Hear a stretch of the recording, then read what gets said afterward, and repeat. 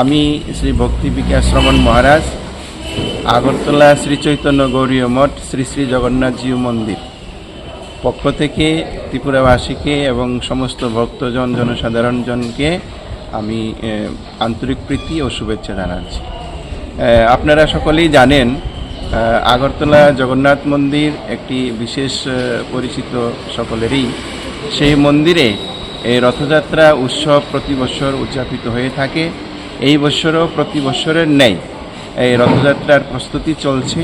আপনারা দেখছেন যে রথের কাজ চলছে, সেখানে রথ রং করা হচ্ছে, সংস্কার করা হচ্ছে, এই কাজগুলো চলছে এবং মন্দিরের রং করা বা যা যা দরকার সেই কাজগুলো চলছে, সংস্কারের কাজ চলছে। আপনারা দেখছেন এই উৎসব উপলক্ষে আমাদের সমস্ত কার্যক্রম চলছে। তো আপনারা সেই আগামী 27 জুন বিকেল 4টায় রথ বেরোবে, যদি ভগবানের ইচ্ছা সব ঠিকঠাক থাকে। তো সেই উৎসবে আপনাদের যোগদান করার জন্য আমি আহ্বান করছি। আপনারা ভগবানের দর্শন করবেন এবং উৎসবে যোগদান করবেন। উৎসব সুন্দরভাবে পরিচালিত হওয়ার জন্য সহায়তা করবেন। সকলের সহযোগেই উৎসব সুন্দর হয়। তো আপনাদেরও সহযোগ সুন্দর হওয়ার জন্য আমি প্রার্থনা করছি। 29 জুন আগরতলাতে ভারতবর্ষ থেকে বিভিন্ন জায়গা থেকে অনেক সন্ত মহাত্মাগণ ওনারা আসবেন এখানে উৎসবে যোগদান করার জন্যে, এবং 5 দিন ব্যাপী আমাদের এখানে ধর্ম সম্মেলন হয়। সেখানে বিভিন্ন বিষয়ে আলোচনা হয় জনসাধারণের আত্মজ্ঞান বিকাশের জন্য, সম্বন্ধ জ্ঞান বিকাশের জন্য।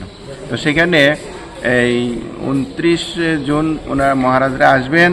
30 জুন বিকেলবেলা 6টা থেকে রাত্র 8:30 পৌনে 9টা পর্যন্ত ধর্মসভা চলবে। সেখানে বিভিন্ন বক্তাগণ থাকবেন ভারতবর্ষের বিভিন্ন জায়গা থেকে, পুরী ধাম, বৃন্দাবন ধাম, কাশী ধাম, আরও অন্যান্য জায়গা থেকে ওনারা আসবেন। বিশিষ্ট ব্যক্তিগণ ওনারা সবাই ওনাদের অনুভবের কথা বক্তব্য রাখবেন। আপনারা সকলে সেই বক্তব্য শোনার জন্য সুযোগ পেলে আসবেন, শুনবেন। আপনাদের অনেক কিছু জানার সুযোগ হয়ে যাবে।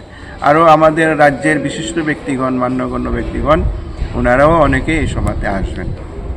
তো আমি সকলের প্রতি এই নিবেদন করছি, আপনারা সকলেই সম্ভব হলে চেষ্টা করবেন এই সভাতে এসে যোগদান করেন এবং সেই সুযোগ লাভ করে আপনারা আনন্দে থাকেন, ভালো থাকেন।